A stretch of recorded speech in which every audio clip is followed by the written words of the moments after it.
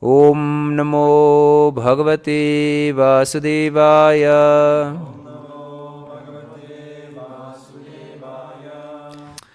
Hare Krishna. So today we continue our discussion on Srimad Bhagavad-gītā as it is. So far we have discussed 13 chapters, and in the last chapter, or 13th chapter, we mentioned that knowledge can be understood only by devotees and no one else. And Krishna points out that the living entity, of course, is beyond matter and is eternal, performs no work. Again, he stresses this, as in the 4th chapter. And it will be stressed again in 14th chapter. So, yes. And that one should realize that he is beyond 3 modes of material nature, the transcendental platform, and then he can attain perfection. And now in 14th chapter, he again stresses Param Bhuya Pravakshami Gyananam Gyanam Uttamam Yajgatvam Utnayak Sarve Idam Siddhiminto Paraha. That again I will tell you this transcendental knowledge. Param means transcendental, Bhuya means again.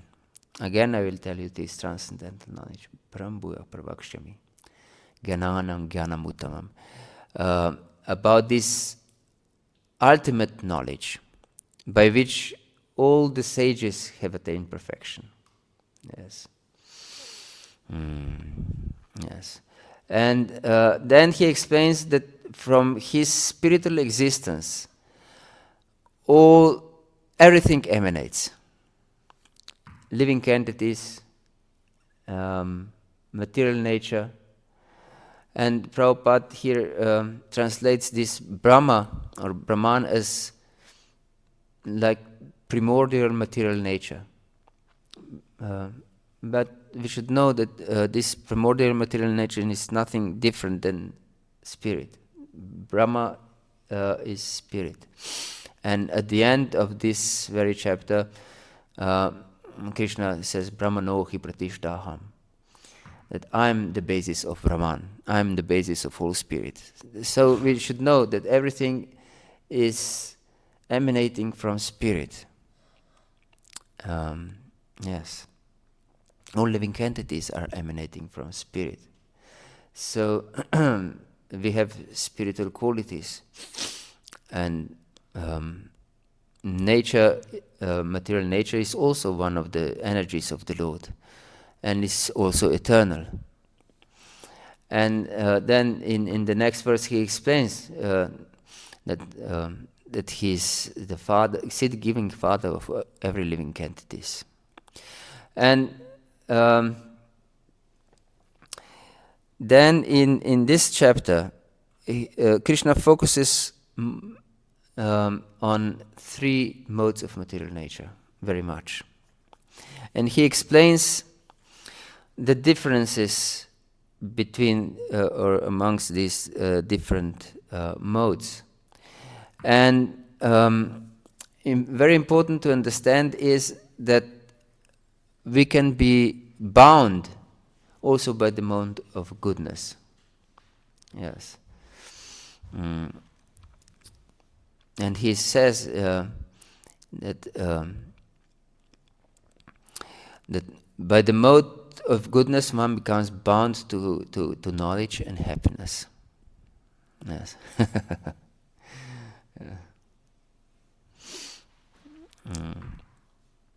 And then he explains that by passion one becomes attached to enjoyment, actually. To enjoyment, and for enjoyment one has to work very hard. And so he's attached to to fruits of his action, because one who is in a passion considers that these fruits of my action will make me happy. And yes, this is the basis of all bondage, actually. And Krishna, already in second chapter, he explains to Arjuna, karma niva adhikaraste mapaleshu kadachana, that you have the right, or you have adhikar for work, for karma, but never for the fruits of karma. So whatever we create, so-called by our energy, is not ours. We should understand this. Bhoktaram yagatapasam sarvalokam akesharam sukhridam sarvabhutanam gyatvam shamtin richati. Everything is Krishna's property, and if not used for Krishna's satisfaction, if not used for his sake, for his service, then everything we do is bondage, just bondage. And the quality of ignorance is that we become blind. Not physically blind, maybe, but definitely spiritually blind, and dull, very lazy and dull. And then he explains that the outcome of sattva, or goodness, is happiness. Yes. Sattvam sukhe sanjayati. So goodness gives happiness. Rajah karmani bharata. And rajas attach ones to work. Yes, then they have to work very hard. But tamas conditions ones with ignorance and craziness, actually, madness. Ignorance and madness. And he says, in fact, that every living entity is under influence of ignorance. And that means that every living entity is mad to a certain degree. Yes. And then he explains that there is always struggle amongst these modes for supremacy. And we should know that there is no pure state of any of these modes.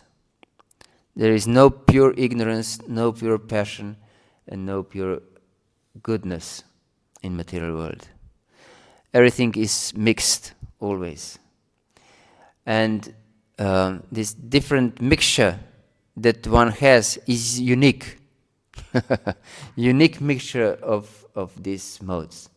Like there are no two identical fingerprints. So there is no two identical mixture of the modes. Yes. So we can see different features of the body means different mixture of the modes. Yes, because body is composed just of the modes. Yes. And yes, different mixture of the modes means different mentalities. So we can group different bodies into different groups. So we can say these are deer, these are lions, these are human beings, and so on. But every lion is different from another lion, and every deer is different than another deer, and every human being is different to another human being. So even though we can classify like this, so we can also say this group is more in the mode of ignorance, and this group is more in the mode of passion, and this mode is more in the mode of goodness. Like Kapila Dev explains this in third canto of Srimad Bhagavatam, that there are different gradations of living entities. Yes. So we should know that these different gradations are according to different mixture of the modes. Although Krishna here explains as if it would be pure goodness, pure passion, pure ignorance. But we should know that this is mixture of these modes. Yes.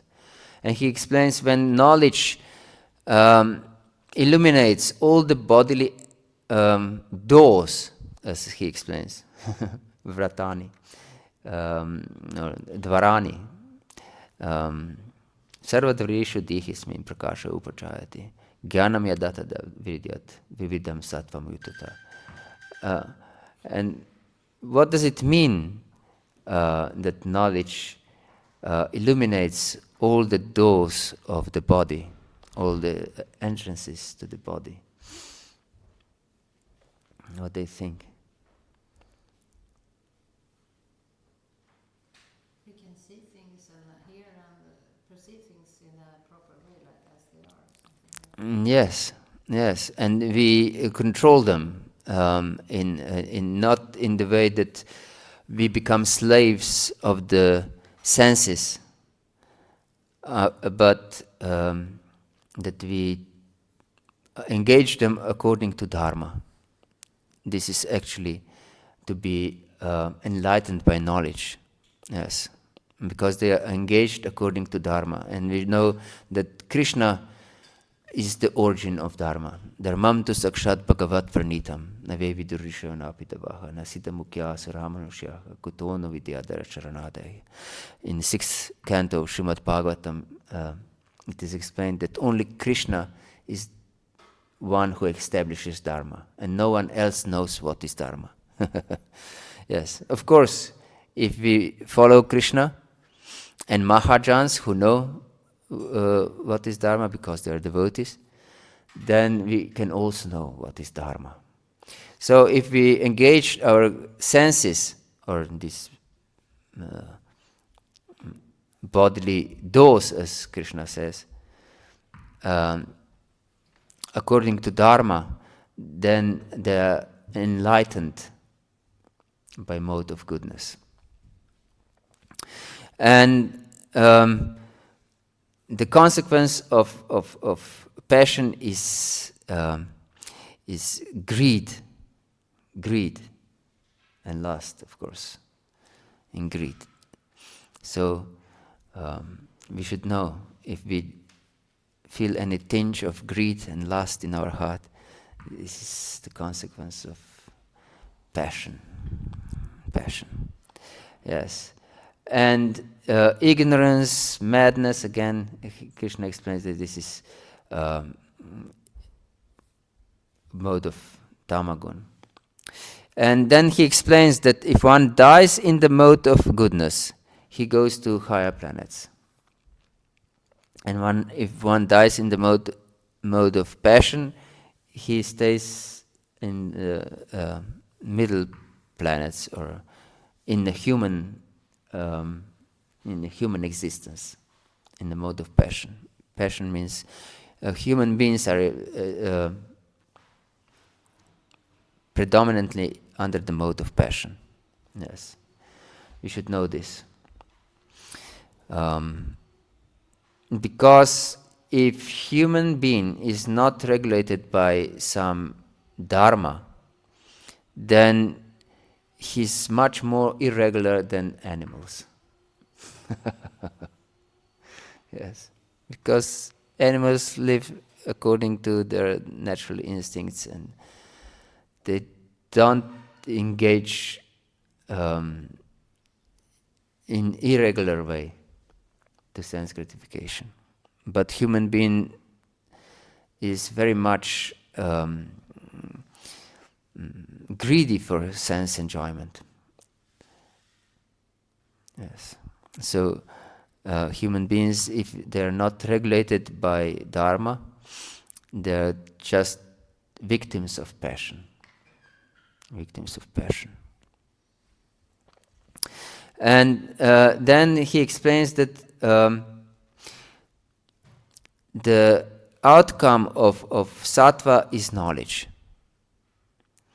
So we should know that sattva doesn't lead to liberation by itself. It's conducive for liberation, can help one to get liberated, but it's not liberating by itself. Gives rise to knowledge, and knowledge is one of material energies. Yes, vidya and avidya are both material. So therefore one should go beyond vidya and avidya on the platform of pure devotional service. And yes, and so we already said, and the mode of goodness, one conditions to animal life, Prabhupada explains. To animal life. Or to very degraded human being. More and more degraded human being. And then he explains that one who knows that he's beyond these three modes, he can, and that he doesn't perform any work at all, he can achieve my nature. Yes, and there are a few verses that Krishna explains that one achieves his nature. We discussed one in 8th chapter. Anta kare chamameva smran muktva kaliram yah prayati samadbhavam yati nastyatra samshaya madbhavam.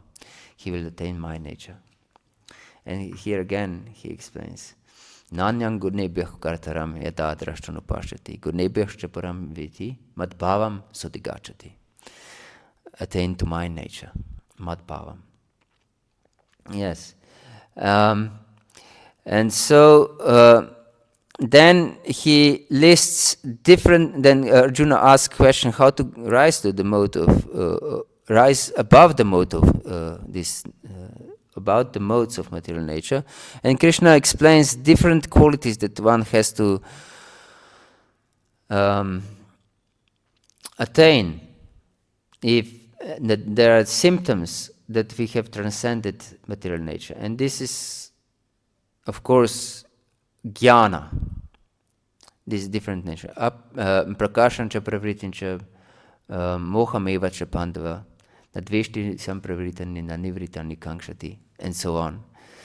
He explains that one is completely unaffected even if he perceives that he's under the lower modes, or that he's enlightened. He's not moved by these changes. That he knows that these changes come only from modes of material nature. But actually this state is extremely difficult to achieve, like this klishok dikatarasta shama vyakta sakta chitasa. Yes, impossible. And then he says, Mamcha yo vyabhicharana bhakti-yogena sevita sagunan samatitya brahma bhuyaya kalpate. Mamcha yo vyabhicharana. And you can achieve this also by my pure devotional service, by avyabhicharani bhakti.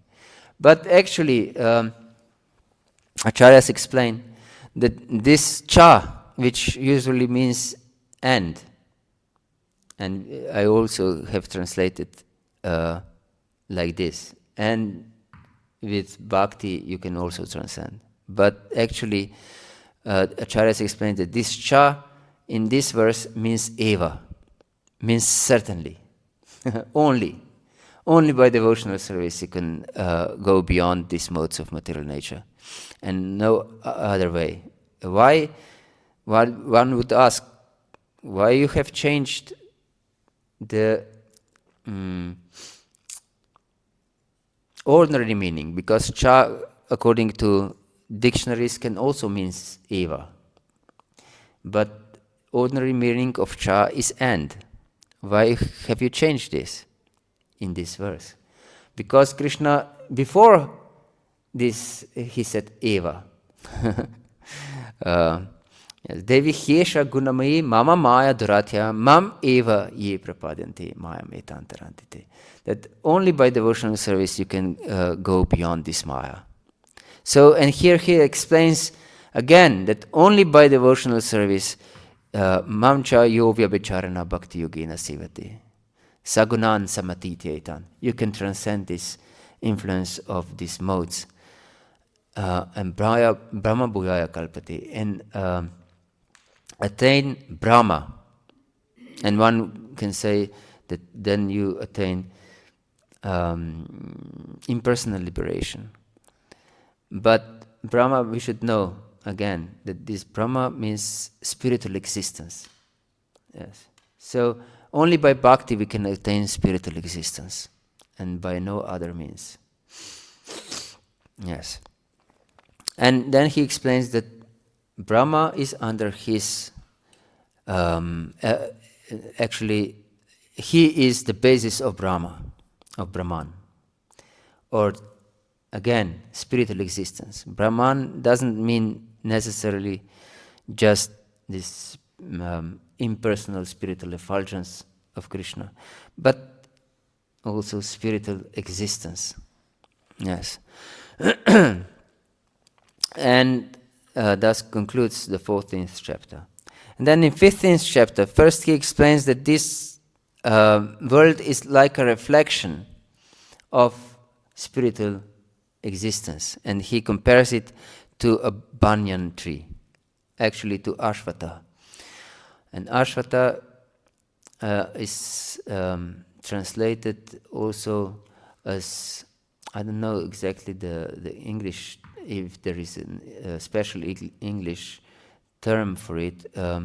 It's like a holy fig tree. Holy fig tree. But Prabhupada always translates this as banyan tree. So this material world is compared to a reflection of a banyan tree.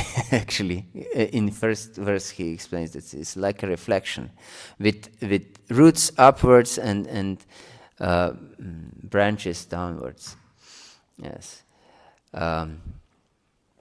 So that Prabhupada explains that this is like a reflection of the reality. Like there is a tree growing on the bank of a river or a lake, and it seems to be upside down if you see the reflection in the water. Yes. So material world is like a reflection of the absolute reality, and therefore here in material world there is also so much variety, because variety exists in the spiritual realm. Yes. And one can go beyond, and Krishna actually says that one should cut this tree with the weapon or axe of detachment and knowledge, of course. One should cut this tree. And this detachment and knowledge are, as we explained, we have explained already, is the natural outcome or side effect of bhakti. Shri Panchatattva ki jai. Natural outcome of bhakti. And then he explains the spiritual world, how it's self-illuminated, and one who attains it never comes back to this material world. Yes. And that every living entity is his eternal part and parcel. So if one would think that living entity is created at a certain point of time, no, Krishna says, Mamaivan shu jiva loki jiva bhutak sanatana, that my living entities are eternal. As he already explained in the first teaching to Arjuna in the beginning of 2nd chapter, when he explains that Natvevaham jatunasam natvam nimeja nadipa nacheva nabhavishama sarveva yamatah param, that all these kings and you and me were existing before, and we are existing now, and we will exist in the future. Yes. So no one was ever created. Yes, we are all eternally existing living entities, and he confirms this in this chapter. Yes, that every living entity is his eternal part and parcel.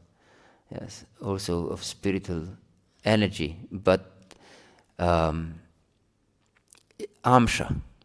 So we can never become God, as one in the by Mayavad philosophy would think. This is craziness. And even more crazy is that they quote Bhagavad-gītā, which can be understood only by devotees, we explained, that Krishna himself is explaining this. Yes, and then he explains that as long as one is conditioned by this material nature, of which mind is most powerful conditioning factor, actually, his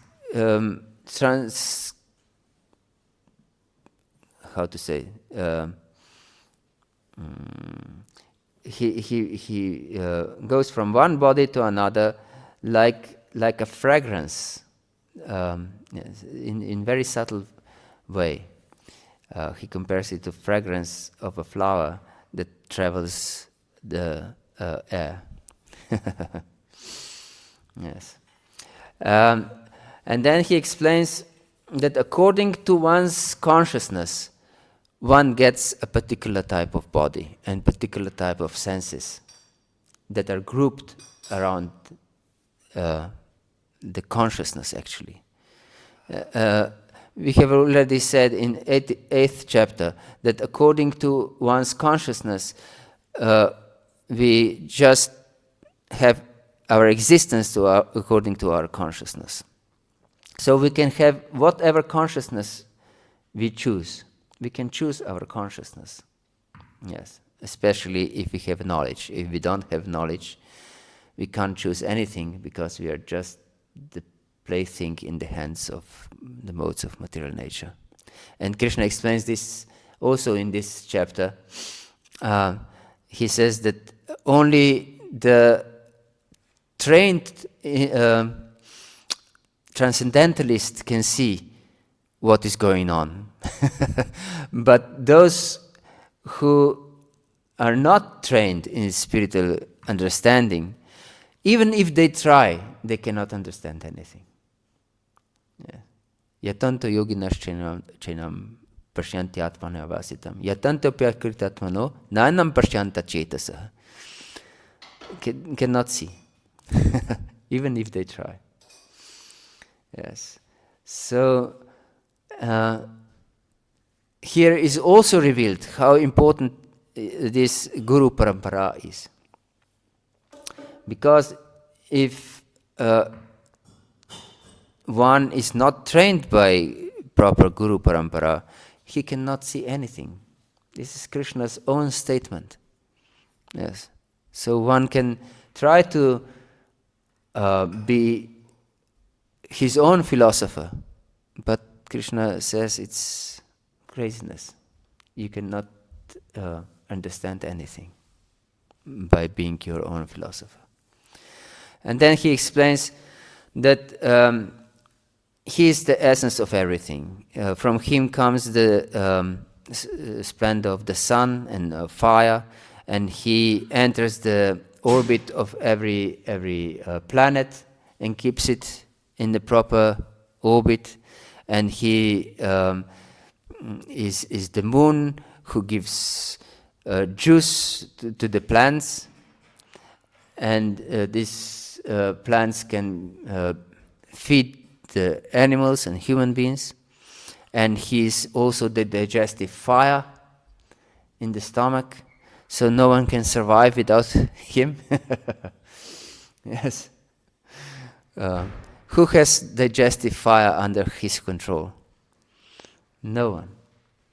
Or who has his heartbeat under his control? No one. Or breathing under his control? No one. So we are completely dependent on Krishna's mercy. Even if we are the most ardent atheists, we still completely depend every moment of our existence on Krishna's mercy. Yes. If we would go to sleep, if these functions would be under our control, we would die immediately. Yes. You will forget to breathe. Yes. You will forget. You will forget how to digest food. Yes, and just die immediately. If it would be under your control. But it is not. Happily and luckily, it's under Krishna's control. Yes. And then he explains Sarvasya chaham hridisan mishto mattah smritirgyanam apohanam cha vedescha savrair hamaiva vidu vedanta kriti david eva chaham. That Sarvasya chaham hridisan mishto mattah smritirgyanam apohanam cha. Very interesting verse. He says that remembrance, knowledge, and forgetfulness come only from him. And one would think, why would Krishna want me to forget? Forget him, forget something that is important for me, and so on. What do you think? We want to forget, actually. Yes, it's true. As he explains in 7th chapter, that he gives faith in whatever we want. So he helps us to forget also, and to forget things that are not necessary for our existence. For example, if we would remember all our previous lives, we would get mad. Yes, it would be too much for us to know that we were, I don't know, lizards, and then some murderer, who knows what.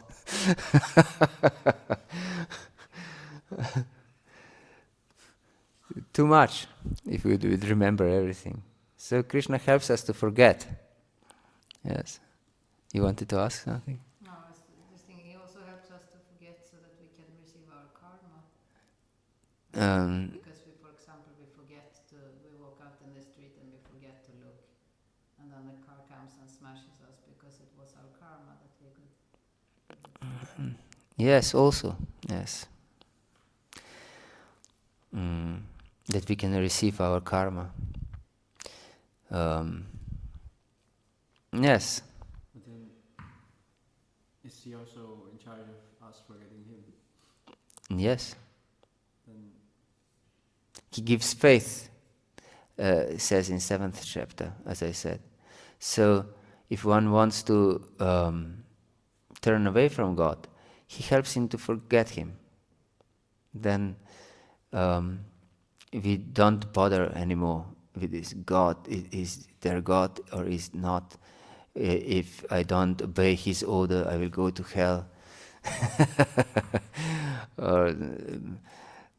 And this will be very disturbing for our existence. So God helps us to forget him, that we can live peacefully. Yes. But he teaches us, of course, also that we shouldn't forget him. He teaches us, don't forget him. Yes. Smartavyak satatam Vishnur. Vismartavyo nadjatachit. Always remember me. Never forget me. He says, but if you want, we will forget him. Yes. Is it also so that he immensely helps us when we want to turn towards him? He helps us forget the worldly pleasures and... Yes, exactly. If we want to turn to him, he immensely helps us. Yes. Exactly. And he gives us knowledge to know him. Everything he gives us if we want to turn to him. But if we want to forget him, he will help us to forget him. Yes. Yes. And when we forget something, for example, I keep forgetting verses. This is also Krishna's mercy. Otherwise, I would think that I'm very knowledgeable. Yes. Or whatever. Yes, Krishna helps me to be humble. Yes. And then he explains that there are two kinds of living entities, kshara and akshara. And Prabhupada translates this as fallible and infallible, and that infallible live in spiritual realm and fallible are in the material world. And that but he himself is beyond both these fallible and infallible, above kshara and akshara, living entities. And he's Purushottama, Uttama, transcendental Purusha, beyond everything, not just material nature, beyond everything. He's Purushottama. And Yomam evam asamudob janati Purushottamam. Sasarvavid bhajatamam sarabhavena bharata. He who knows that I'm Purushottama, he is fully engaged in my devotional service. Again, he explains this. If one has real knowledge, then he will just engage in devotional service, in bhakti. Yes, all the time. And then in the 16th chapter, and he explains that this is the ultimate knowledge. He again and again says that this ultimate knowledge. And in 16th chapter, first he explains the qualities that one has to acquire if he tries to achieve some godly existence. Yes. And he begins with Abhayam Sattva Samshuddhir Jnana Yoga Vyavastiti Dhanandamascha Yagyascha Swadhyayasta Parjavam. And in 3 verses he explains these godly qualities in the beginning of 16th chapter. And one should read them regularly. One should remember them. And one which is very important to understand is aversion to fault finding. Yes, this is very powerful because in Kali Yuga everyone is prone to fault finding. But Krishna states that godly qualities, one of the godly qualities, along with Abhayam, we can remember because Srila Prabhupada is Abhayam, Abhaya, fearlessness. Fearlessness is also, Prabhupada in his purport says that this fearlessness is for sannyasis. But actually devotees are beyond sannyasis, should be. And therefore fearlessness is also the quality of devotees. Yes. Bahure jana Shrinandanandana Abhaya Charana Ravindare. So, if one takes shelter of the lotus feet of Krishna, he becomes Abhayam. Yes. Fearless. So, one should be fearless. Knowing why fearless? Knowing that everything is beyond Krishna's control. And if Krishna wants to kill me, no one will protect me. And if Krishna wants to protect me, no one can kill me. Yes. Rake Krishna mareke, mare Krishna rakeke. It's a proverb. If Krishna wants to kill me, no one can help me. And if he wants to protect me, no one can kill me. Yes. So, if one is a devotee, this is a testing stone of our devotional service. You wanted to ask something? So No. Or he doesn't want to? He could, but he doesn't want to. No, we should understand what is the soul. Nothing actually can be killed. This is just conventional expression. Because we only remove soul from the body. In that we say killing. But actually there is no killing. Because dead, the body is dead and the soul is living. So there is no killing. And this is explained in the 18th chapter. Yes. No killing exists, actually. So Krishna also cannot do anything that doesn't exist. Yes. So he doesn't kill anyone. But we say that he kills atheists, paritranaya sadhanam vinashaya chudushkritam. But actually just removes the soul from the body if he kills the gross material body. And he doesn't even kill material body because body is always dead. Matter is always dead. And the soul is always living. Sorry? We could say death is an illusion. Yes. Death is illusion. Yes. And then he explains in this chapter that he will stress more demoniac qualities in this chapter. So 16th chapter speaks mainly about demoniac qualities. First 3 verses is speaking about godly qualities and then mostly about demoniac qualities. And for demoniac nature, it's characteristic that they want to be the enjoyers and proprietors of everything. And if something comes and according to their estimation endangers their proprietorship and their existence, they will kill it or destroy it.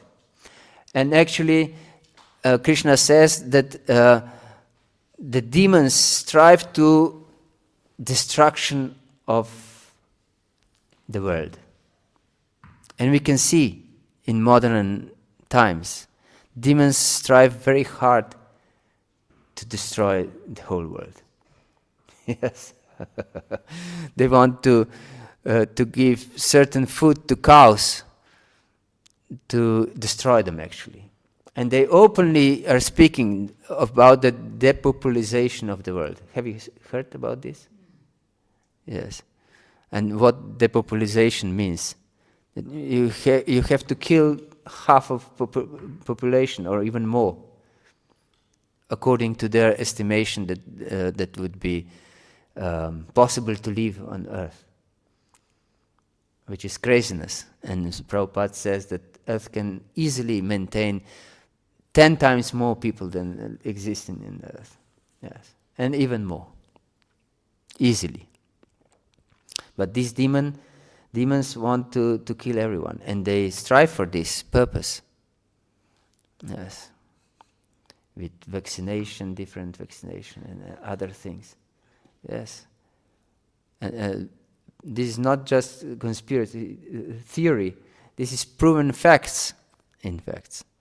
Yes. So we can see Krishna is explaining this in 16th chapter. And exactly according to his words, the world is turning around. Exactly, like the demons would study 16th chapter, how they have to behave. Yes. But Krishna explains that they are full of anxieties all the time. Full of anxieties. Yes. And just bound. And even if they try to pose some some spirituality or piousness, they and Krishna uses interesting word, namayagyas. He says that they perform sacrifices just in name only. It's not like our namayagya. But Krishna says that they perform just according to their whims, nothing serious. Actually, not according to Shastra, but according to their whims.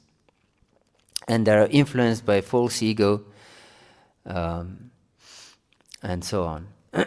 And then he explains that he will throw such people in the most abominable forms of life, and that they cannot attain him.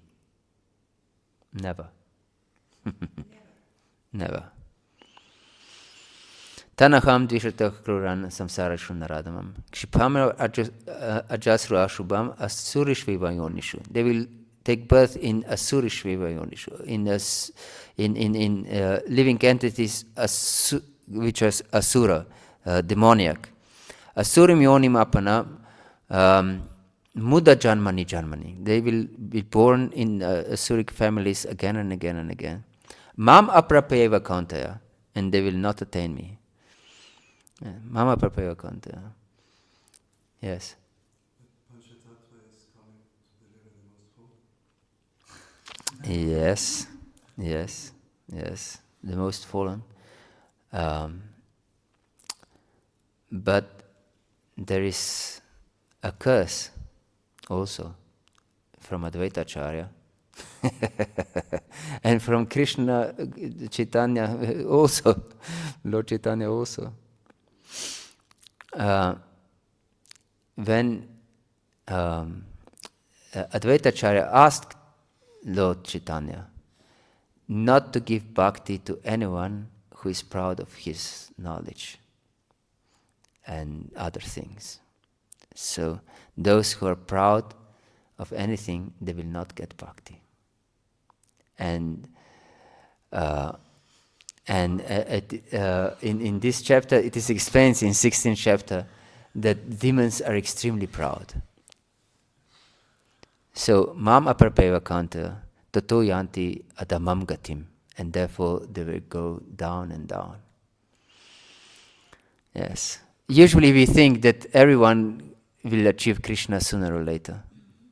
This is usual understanding, but it's not Krishna's philosophy. So we are like the Christians actually also? No, we are not like Christians, because the difference between Christians and our philosophy, Krishna's philosophy, is that in Christian philosophy, as usually understand again, is that Krishna will, or God will condemn after this life a sinner for eternal damnation. This is usual understanding. But here, according to our philosophy, Krishna doesn't condemn on eternal damnation, but living entity himself condemns himself for eternal damnation. He doesn't want Krishna. He doesn't want bhakti. But isn't it also that Krishna helps us to remove pride? Like, I remember there was a story, I think in Krishna book, of gopis becoming Yes, Krishna was now with Krishna, yes. not with other gopis. And then immediately when Krishna senses pride, he disappears. Yes, And then we can, just by observation, we can realize, oh, I think I was becoming proud and now Krishna Yes. is present again. exactly. But what does it mean? He helps devotees. And also non-devotees. He removed himself from their life completely, but they are still proud. They don't cry for him, but devotees cry for him. This is the difference. It's a process. Pride, it's not like just, it's this Yes. or it's not. It's Yes. to said Exactly. it, so I think maybe Krishna. Immediately when one has a seed of bhakti in his heart, and he tries at least to a little bit to surrender, Krishna will help him. But as long as we don't want to surrender, Krishna will not force us. So we should know spirit is free. By its constitution, spirit is always free. So if we want to oppose God, we will oppose him. No matter what. Even if we suffer and suffer and suffer, we'll still oppose him. I remember my mother was a nurse, and when she went and she retired, she to have some extra money, she cared for dying people because she had this knowledge. And she was pious, not so deep, but still. And she told me, and there was a lady who was on her deathbed, few days or maybe a week before death, and my mother cared for her, and she asked her, "Would you like to pray with me?"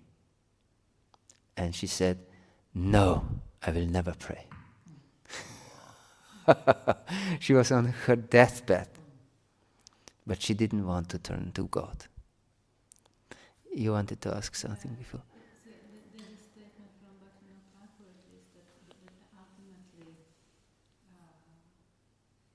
all living entities will come back.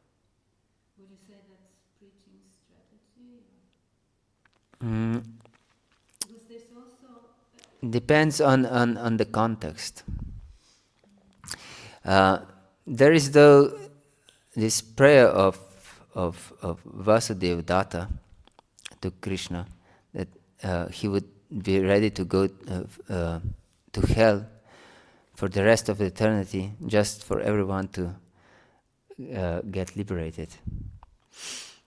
And then this is explained by our acharyas, and I think it's also in Chaitanya Charitamrita, that according to his desire, Krishna made every living entity liberated immediately. But he explained that no need for such a sacrifice, because immediately the world will be, or the universe will be full of living entities again. It's beyond logic. We should know that the spirit, as we explained in the beginning of 14th chapter, everything comes from spirit. Spirit is full of atomic sparks of spirit. And these atomic sparks of spirit are living entities and nothing else. So spirit is existing everywhere. So these atomic sparks, which are living entities, are also everywhere. Everywhere. There's not a single space without living entities. Yes. And so even if everyone is liberated, again, they are full of living entities. Yes. Because you cannot remove spirit from something, because it's omnipresent. Yes. It's beyond material logic. Hare Krishna. You wanted to? No, I was just thinking about this pride. That if as long as we're proud of anything, we can't get bhakti. So. But then Krishna is constantly helping us, isn't it? As soon as we Yes. want to get rid of the pride, then Krishna is there to help us all the time. Yes. Again, smashing us whenever we get proud. Yes. Yes. It's kind of a positive. I mean, one person a bit too. It feels when you said it, one maybe feels like wow. Yes. And therefore, it is said in the beginning actually, Trinada Pisanichana Tururvasihishana Manna Manadina Kirtanaksadahri. One should be more humble than a blade of grass and as tolerant as a tree. And not expect any respect from oneself, but just give respect to anyone else. And it is said that one should thread this verse on the thread of the holy name and wear it around his neck all the time. And then only one can really nadanam, najanam, nasundarim. One can really be without any other desires. Anyabhilasha darshanyam. Yes. I thought that we will discuss also 17th chapter. Do we have time? And then we can discuss 18th chapter for Sunday feast and conclude our the Bhagavad-gītā. What do you think? What about leave? Are you here for Monday? No. No. Then of course we want to. There's one question about that. It says that one goes down to lower and lower species of life. Yes. And the lower species of life, they don't have free will. Yes. So how is it, if you are an animal, then you go down, down, down, down? Yes. Because of your sins, you'll just go down, down, down, down, and then when your karma is burnt, you'll go up and up and up to human existence. And then you get, of course, again the chance to surrender to Krishna. But it's not necessary that you will accept Krishna's instruction. And if you keep your demoniac mentality, you'll go again down, down, down, down. Yes. It's like this famous example of punishing the culprits in the Middle Ages. It was like this. Also, I don't know about Sweden, but it was literally like this in Slovenia. They have put the culprits into the basket and they put it under the water. And when the person was already almost drowned, he was pulled out for a few moments and then again under the water. Was it like this in Sweden also? I know read about it, but I don't know if it was here. You have read about it? I mean, in school, He- about all the Middle Ages and it was like this. about this, but Yes. So, and it's also in our scriptures that this was classical punishment. It seems that everywhere in the world was like this. I was like, yes. So in India and Europe, everywhere, punished culprits like this. And living entities are also punished like this. They put under lower modes, lower, and then for a few moments are in human species, and if they don't turn to God again,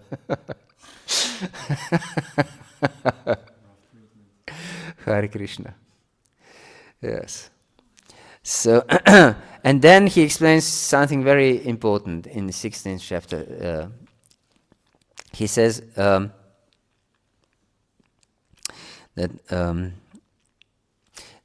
to these lower states lead three doors.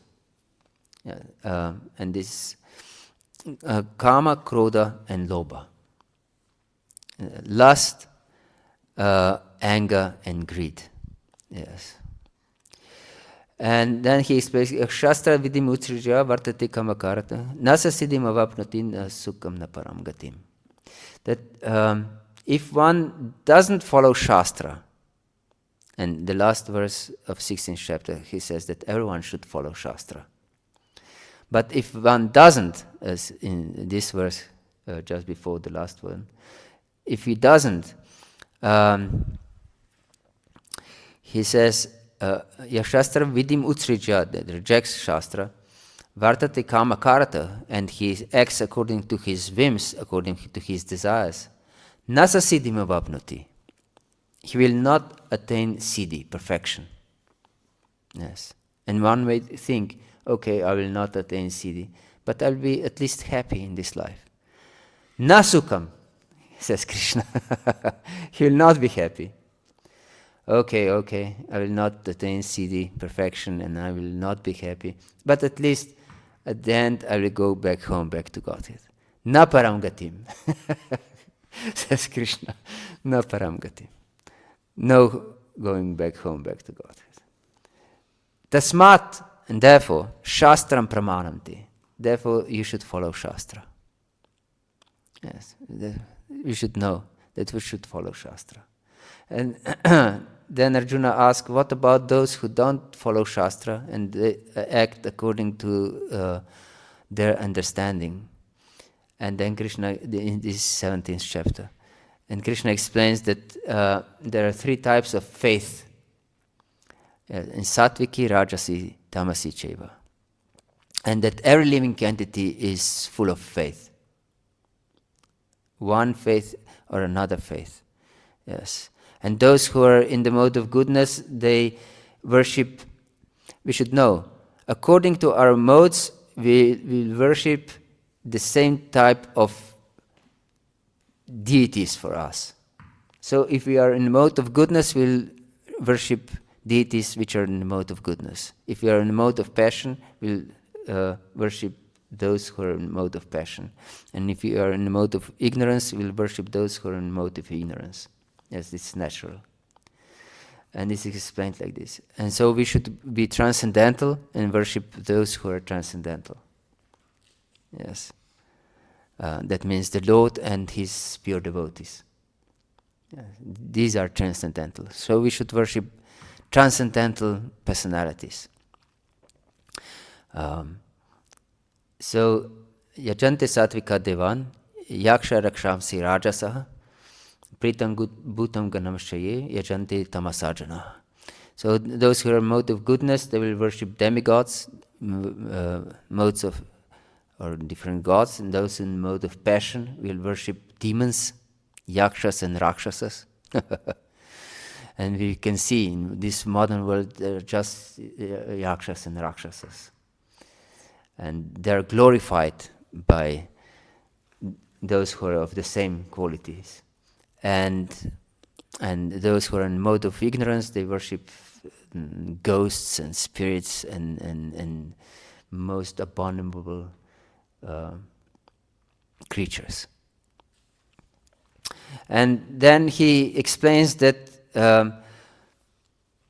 those who don't follow Shastra undergo different austerities to achieve something, and by which they just torture themselves and the super soul in their body. Yes, and we can see if one wants to achieve something and he's not a devotee, he's just torturing himself and achieves nothing actually. For example, I know this because of these cyclists. Do you know anything about cycling, the professional cycling? I know a little bit because the Slovenians are the best now in cycling in the world. And I heard that these cyclists,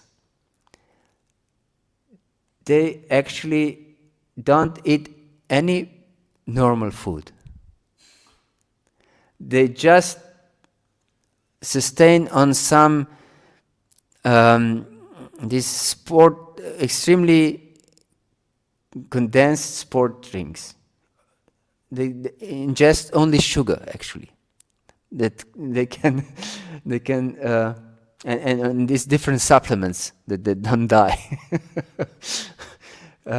Because they have to ingest so much sugar that this food will just burden them, and they would not be able to perform at this top level. And they have so destroyed their body that if they by chance eat some normal food, they get terrible ingestion. Yes. Yes, this is demoniac austerity, as Krishna explains. This is demoniac austerity. Yes. And then he explains that there are different yaga, tapa, and dana. That means different sacrifices, different austerities, and different charity in different modes. And then he again explained modes. And food that is beneficial is, of course, in the mode of goodness, and is juicy, full of fat, wholesome, and healthy. I'm getting hungry. You're getting hungry. Yes, sorry to be so so long. And then food in the mode of passion, we should understand, is the food that tastes very good and is dry and too salty, too pungent, and so on, too spicy. This is food in passion and gives disease, gives rise to disease. And in food in goodness gives rise to health. And then is food in ignorance, which is old, stale food and abominable substances, decomposing, bad smelling, and don't think that this is just food like this. It is very pleasing to the people in the mode of ignorance. Yes, this is explained like this. And I know the people like this. Yes. Isn't it also tasteless? Yes, also tasteless. Yes. And then he explains different yagyas according to different modes, and he says that most important to understand is that one who performs yagya in the mode of goodness, he has no desire for any profit. Yes. So if he performs yagya, he doesn't perform it to be healthy, for anything, to get money, to get anything from yagya. He performs yagya just because it's prescribed like this in Shastra. And those in passion want different boons from health, prosperity, peace, different boons from yagya. And those in the mode of passion, they don't follow any Shastra in their yagyas. In ignorance, yes. They don't follow any Shastra, and they don't distribute food, and they don't give any dakshina.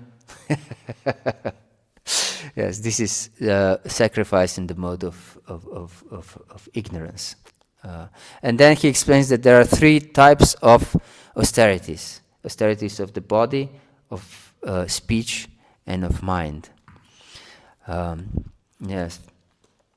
And austerity of the body is to be very respectful and to be to keep brahmacharya, and that means celibacy. Yes, Devadvija Guru Pragya, Pujanam Shocham Archavam, Brahmacharya Mahimsamcha, and he's non-violent, Shariranta Pauchati. And austerity of speech is to speak true words which are pleasing and beneficial. We should remember this. We shouldn't speak something which is not true, and even if it is true, if it is not pleasing, we should keep silence if we don't serve with this anyone. And So the words should be pleasing and should be beneficial. So even if the words are true and pleasing, if they are not beneficial, we should keep quiet. Hare Krishna, according to Krishna. And we should study Shastra. Again, he says this Krishna counts as austerity of speech. And then austerity of the mind is to be satisfied. Manah prasadak samvetmam monamatma vinigraha. And to be silent is austerity of the mind. Also. Yes. And if one is really Krishna conscious, isn't it that they don't really have control over those things? Like, how do we always know? There are so many factors. So how do we always know whether what you will say will be pleasing or beneficial for another person? Like, instead of analyzing that, isn't it just easier to kind of hold your mind on Krishna and let him work through you? The most easy way to know how to act is to adopt Vaishnava etiquette. Therefore, Vaishnava etiquette is there. Yes. Then it's very easy. It's not very easy, but still it's easier. If we follow Vaishnava etiquette, then this is quite an austerity also of speech and of mind also. Yes, so the austerity of the mind is to be satisfied. This should we understand? This is God's commandment. Be satisfied. Everyone wants to be happy, but is there one happy without satisfaction? It's not possible to be happy without satisfaction. So be satisfied, and you can be happy. And be satisfied with anything, and you'll be happy. Yes. And then he explains that this, in the mode of passion, we just want some benefits of our austerities. And those who are in the mode of ignorance, they want to harm others by their austerities. Yes. So, and then the charity in the mode of goodness, he explains, and passion and ignorance. And charity in the mode of goodness is something beneficial to those who are worthy of charity, and without any desire, again, to gain something from such charity. And charity in passion is expecting some benefit. And we can see many companies, they give charity, different kinds of charity, but they profit from this charity, and this is their goal. Not to help anyone, but to profit from such a charity.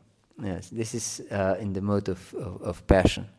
And the mode of goodness is to just give just any charity, and you don't consider time or proper place or proper person.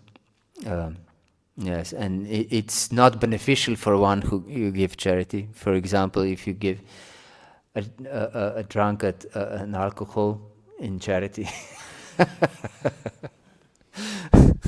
Yes, this is a charity in the mode of ignorance. And then he concludes the chapter with Om Tat Sat. There are 3 words that describe the absolute truth.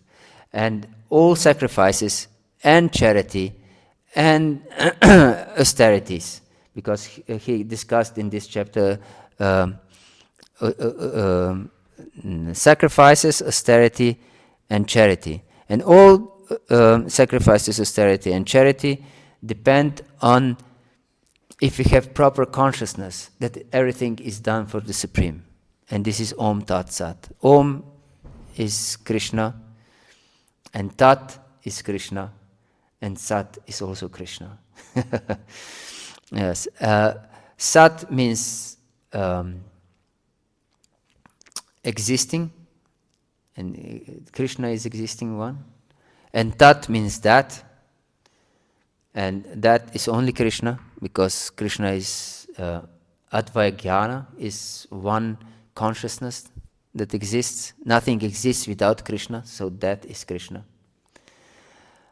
And Mayavadis have this mantra, Tat Tvamasi.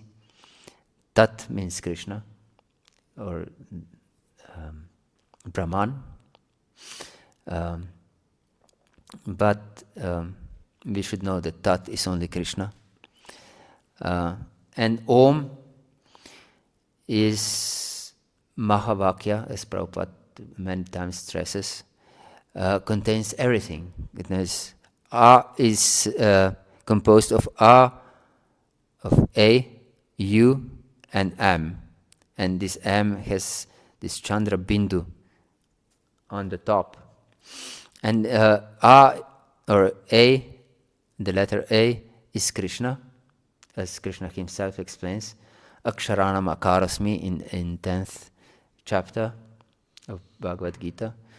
And U means Srimati Radharani. Yes, so the Radha and Krishna. And M is living entity. And this Chandra Bindu is Bhakti. So, yes, in Om everything is included. Therefore, Krishna says that it's also a Mahamantra, Om itself, because there is everything. It's worship to Radha and Krishna from living entities. Yes. So he concludes with this, how everything should be performed with Om Tat Sat for the pleasure of the Supreme. All our yagyas, all our different sacrifices, all different austerities, and all different charities should be performed just for the pleasure of the Supreme. And then he concludes the 70th chapter with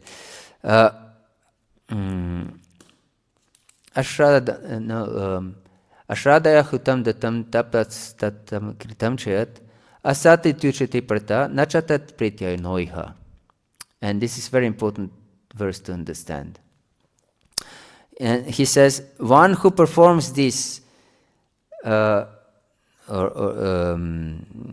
sacrifices, austerities, and charities, and anything actually, without faith, ashradaya hutam datam, everything is asat. That means impermanent, useless, is asat. And one will not achieve the result of his activities, not in this life nor in the next. And the same point was explained also in 9th chapter when Krishna he says Ashra Dana Purusha Dharmasya Parantapa Aprapya Mamini Vartanti Mrityu Samsaras Vartmani, that those who will perform even bhakti without faith, they will just rotate in this world, will not achieve perfection. And here he says, again, if one performs these different things without shraddha, they will not achieve anything. Yes, and concludes the 17th chapter with this thought. Yes, and then a very interesting thing that our acharyas explain. If devotees, because of social norms and pressure, have to perform some varnashrama activities that are not bhakti by themselves, will they receive the fruits of their work, their like going to heaven, because they perform different sacrifices that are meant for going to heaven. For example, in this classical varnashrama. And they say no. Why not? Because they don't have faith in this. And because they don't have faith, Krishna explains, it's asat. One doesn't get anything from if you perform something without faith. Yes. Hare Krishna. So if you perform something without faith, you will not achieve anything. Hare Krishna. Is there any question, any point, any doubt? Yes. Yes, that I was thinking, because the subterranean heavenly planets, Yes. it's only demons there, Yes. but it's very open. Yes. It's like sometimes described as more opulent than Heavenly planets. heavenly planets. Yes. But it's but one thing, it's like there's nothing to make them remember God or Krishna. Everything like is artificial. Light comes from the jewel on the snake's head, and there's nothing to make them, think of God. Yes. And I think, nowadays on this planet, it seems like we're trying to make it into such a subterranean heavenly planet. Yes. But actually, we should know that because of this movement of Lord Chaitanya, we are extremely fortunate. For example, we may think that here is a handful of devotees now present. But in the time of Lord Chaitanya, in Navadvip, which was the seat of Shastric knowledge, there were less devotees than here. And all they gathered in the house of Advaitacharya. Yes. And they were crying for Krishna to come to deliver them. So we are extremely fortunate. We can now discuss Srimad Bhagavatam and Bhagavad-gītā here far in north. Yes. And they couldn't discuss this in Navadvip before Lord Chaitanya advented. Yes. Just even less devotees than here now, practically speaking. Yes. So, if there wouldn't be this movement of Lord Chaitanya and devotees, yes, the world would turn to hellish planets already. And there might be also this nuclear war even before. Maybe we'll see what will happen. Yes.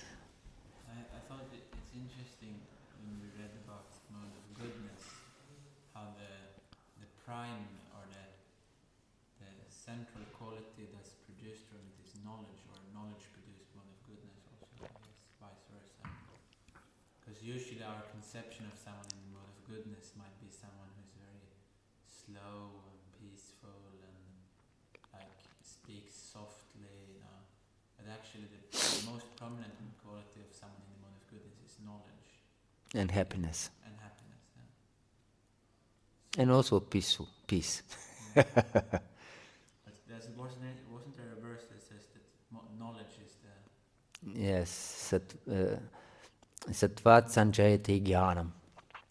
From sattva comes jnana. And before is sattvam sukhe sanjayati. That sattva gives birth to happiness. And even before, Krishna says that one becomes tatra sattvam nirmalatvat prakashakam anamayam sukha sangena badnati jnana sangena chanaka. That by sattva one gets enlightened, and he gets conditioned by knowledge and happiness. Yes. So, what is your doubt or question? There was just a comment. Oh, comment. Yes, you wanted to. If you could explain just short this example of the banyan tree, to cut it, what kind of tree you shall cut? I mean, it is just a picture. There's a substance, and then there's a desire, and then there's a reflection of the banyan tree. You cannot cut the substance, but you cannot cut the shadow neither. What kind of tree you shall cut? You should cut the tree of illusion. No, but this you cannot cut because it's just an illusion. Yes, and therefore we. Just a picture. Yes, and therefore we don't cut it with actual axe.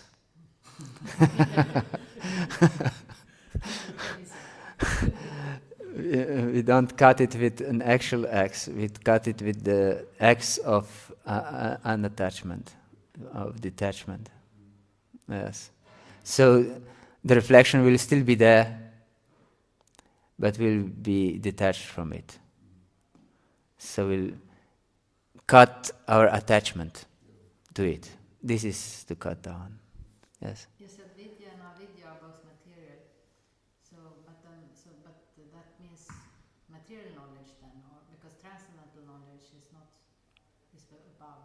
That's the same as bhakti. Yes, transcendental knowledge is knowledge about my Swarupa, that I'm Krishna's servant. Yes. This Sat Chit Ananda means, this Chit means actually, this knowledge is not bookish knowledge, it's a consciousness, Krishna consciousness actually. Krishna consciousness. Yes. So this is transcendental. Krishna consciousness is transcendental. Yes. From 4th chapter of Bhagavad-gītā. Nahi gyanena sadrasham pavitram iha viditi. Nothing is more pure than transcendental knowledge. And it's the fruit of this verse. Yes, fruit of all transcendental. It's a fruit of What? how is it? There's nothing pure and Sadrasham pavitram iha vidati. Tatsvaim yoga samsiddha kalanatmani vindati. Yes, you can check. And you wanted to ask something?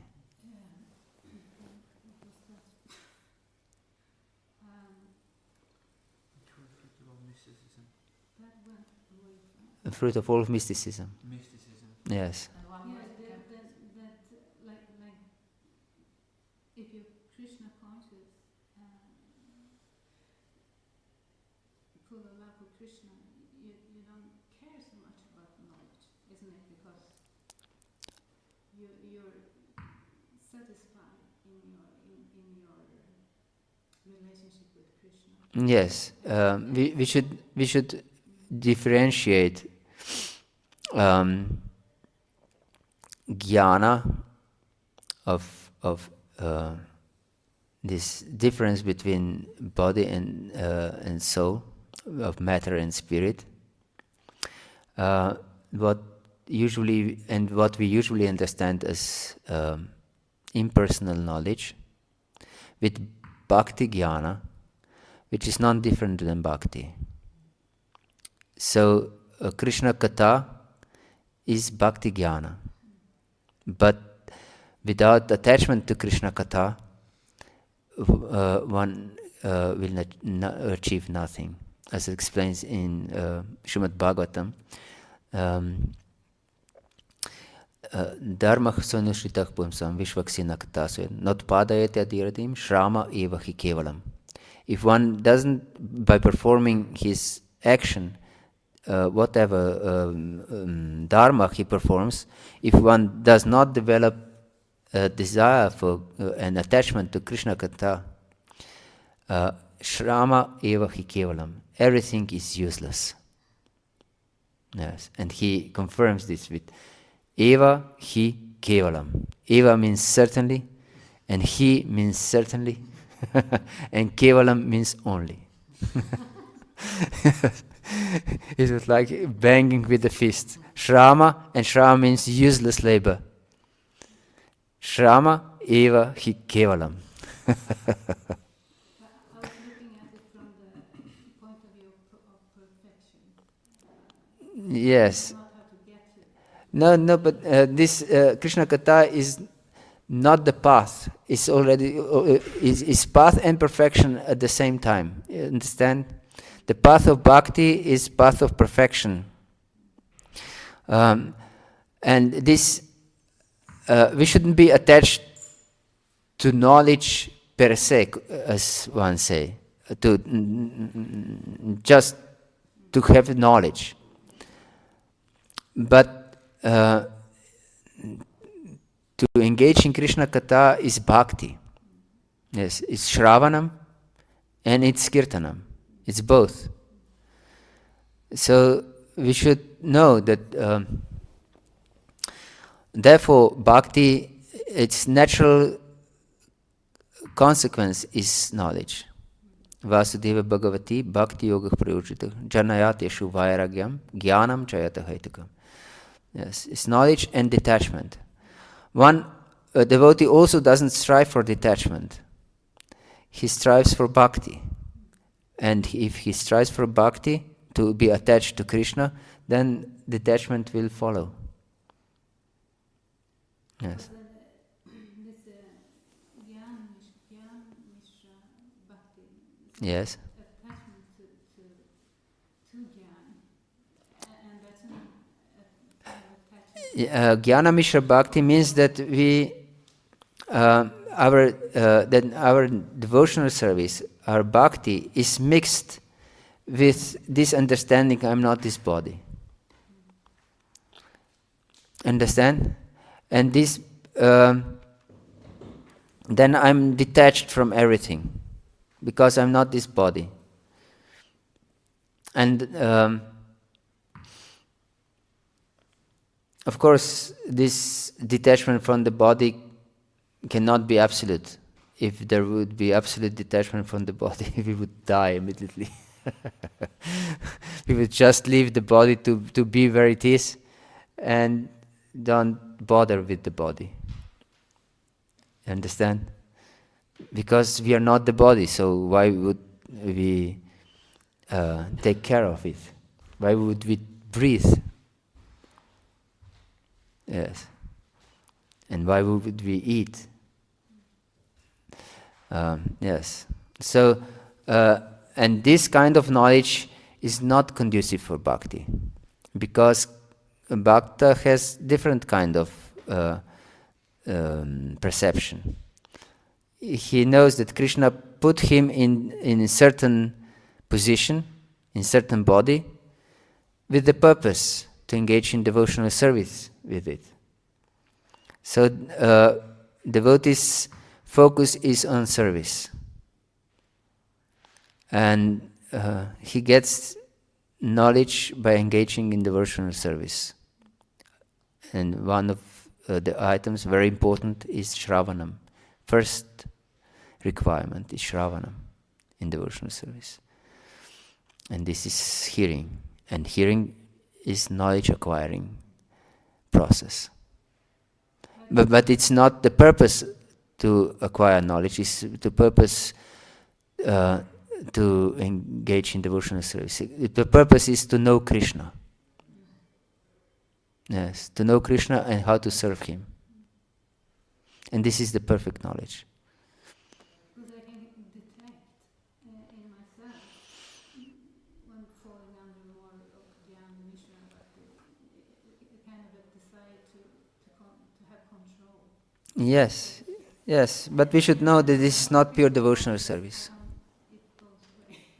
Yes, we should be careful not to fall victim to jnana or karma. We can also become a victim of karma.